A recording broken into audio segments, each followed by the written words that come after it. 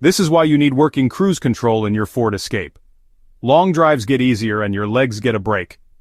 But what if it suddenly stops working? First, check the basics. Make sure your cruise control switch is actually turned on. Sometimes it's as simple as an accidental bump turning it off.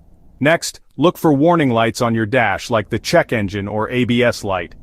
These can disable cruise control until the issue is fixed. If you see a light, your car's computer is telling you something needs attention. Step 3. Check your brake lights. If your brake light bulb is out, or if the brake pedal switch is faulty, cruise control won't work. Test your brake lights with a friend, or press your brake and check the rear reflection. If all lights check out, try restarting your car. Sometimes electronics just need a reset. Still not working? It could be a blown fuse.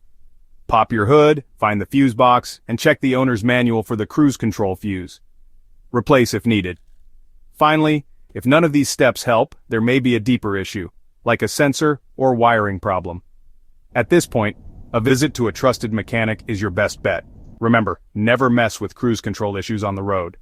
Safety first. With these steps, you'll be closer to a smooth, easy drive in your Ford Escape.